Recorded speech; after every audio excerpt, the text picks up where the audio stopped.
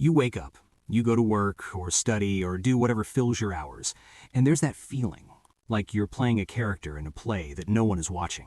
You're not depressed necessarily. Nothing wrong has happened, but when someone asks, "What is your purpose?" you feel an emptiness so big it makes you want to laugh. Because the honest answer is, I have no idea.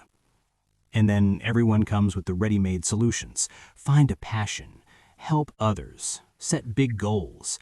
And you try, you make the list, you buy the course, you change your hair, but the feeling remains. Because the problem isn't that you haven't found your purpose, it's that you discovered something most people pretend not to see. Purpose isn't something you find. It's something your brain invents so you don't go crazy. Let me explain. Your brain has a system called the default mode network. It's like your mind's autopilot. When you're not focused on anything specific, this network keeps generating narratives about who you are, where you're going, why it matters. It is literally a meaning-making machine.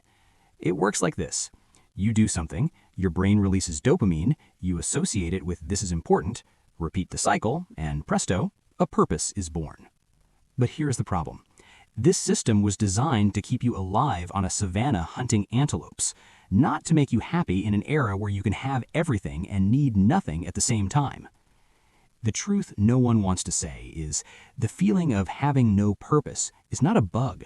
It's you finally realizing that the story you were told, that there's a grand plan, a special mission, a right place for you in the world, is a construction. And when that construction collapses, you stand there, naked, staring into the abyss. Existentialist philosophers call this nausea. Sartre described it as the sensation of realizing that you are radically free, and that this is terrifying. Because if nothing has predefined meaning, then you are 100% responsible for inventing your own. And that, my friend, is exhausting. But wait, there's something happening here that is much more physical than you imagine. You aren't just confused about your purpose, you are literally neurologically disconnected from it. Let me show you how. Every time you pick up your phone, and I mean every time, it's not just an innocent distraction. You are literally anesthetizing your emotional system. There are studies showing this. When you scroll through your Instagram feed, watch TikTok, or even listen to a podcast while doing anything else, your brain suppresses activity in the amygdala and the limbic system. These are the structures responsible for processing emotion, discomfort, and internal signals. Translating, every time you relax on your phone, you're not relaxing. You're taking a shot of emotional Novocaine. And here's where it gets weird. You know those deep thoughts you have in the shower? Like you step in and suddenly you have this revelation about life, or you solve a problem that's been haunting you for weeks? It's not the hot water. It's not the lavender shampoo. It's that the shower is literally the only place you can't bring technology. It's the only half hour of your day where you're alone with yourself, where your limbic system can finally scream loud enough for you to hear. And look at the irony. We call them shower thoughts, like it's some magical phenomenon. But it's not magic, it's basic neuroscience. Your brain has two sources of thought: external stimuli, everything coming from outside, screens, sounds, people, notifications; internal impulses, what you actually want, feel, need, and guess which one screams louder? External, always, because it's been optimized by billions of dollars in attention engineering to be irresistible. So let me ask you, when was the last time you went 15 minutes without external input? No music, no podcast, no phone, no TV, no conversation, just you and silence. I bet you don't even remember. And if you do remember, I bet it was extremely uncomfortable. And you know why? Because when you cut off external stimulation, the first thing that surfaces isn't happy thoughts. It's boredom. It's anxiety. It's that mental list of everything you need to do. It's that conversation you don't want to have with yourself.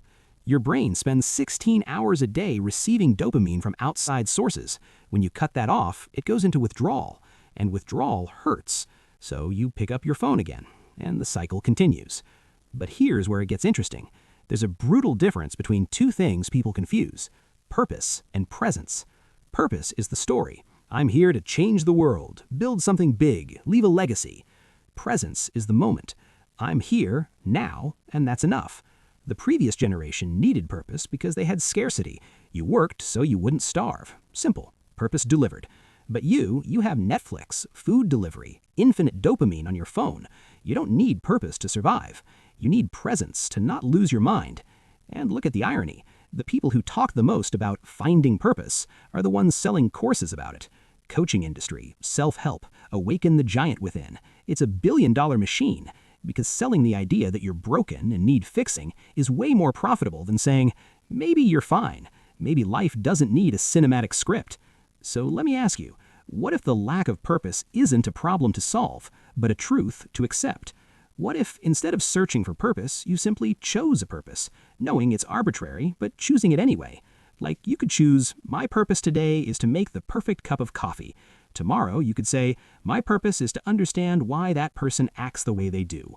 It doesn't have to be grandiose. It doesn't have to save the world. It just has to be yours. But I know what you're thinking. Okay, I get it. I'm numbed out. Now what? Now you need to unnumb. And there's a protocol for that. It's not generic, go meditate. It's not do yoga. It's a specific technique I'm going to teach you right now. It's called reaching the end of thought, and it works in 3 phases. You're going to recognize each one. Phase 1, the flood. You sit or lie down or just stand still. No phone, no music, nothing. And you close your eyes. In the first 3 to 5 minutes, your mind will explode. Everything will come flooding in. I need to answer that email. Did I lock the door? What time is it? This is stupid. It's not working. This is normal. These aren't your thoughts. They're echoes of the external world reverberating in your skull. Let them pass.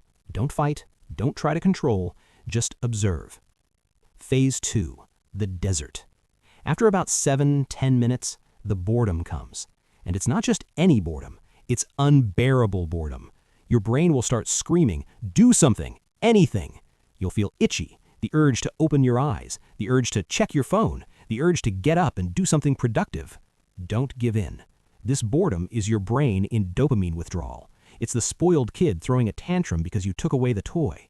If you can survive this phase, and it lasts about 5 to 10 minutes, something magical happens. Phase 3, the real silence. The thoughts start to slow down.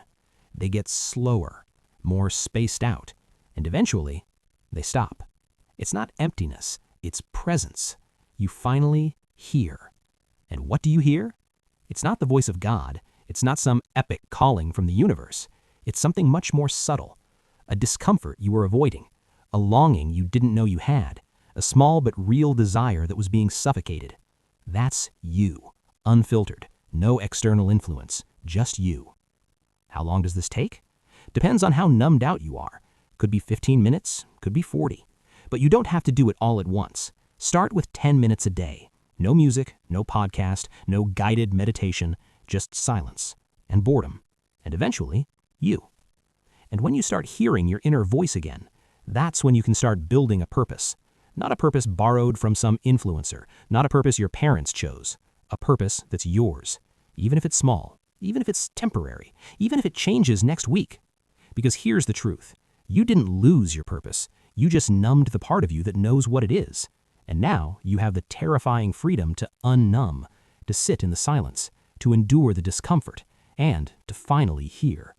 The void isn't the end of the story. It's the space where you can write a new one, or simply sit in the void and realize it's not as scary as it seems. Breathe. You're not lost. You're free. And freedom, at first, always feels a little like falling. But eventually, you learn to fly, or at least to walk without GPS. You know that person in your life who has everything but keeps saying they don't know what they're doing with their life? Who's always busy but never present? Who asks, what's my purpose? But never stops distracting themselves long enough to hear the answer? Share this video to them, not as advice, not as, you need to see this. Just send it and say, saw this and thought of you, not sure why. Sometimes we need someone to give us permission to stop.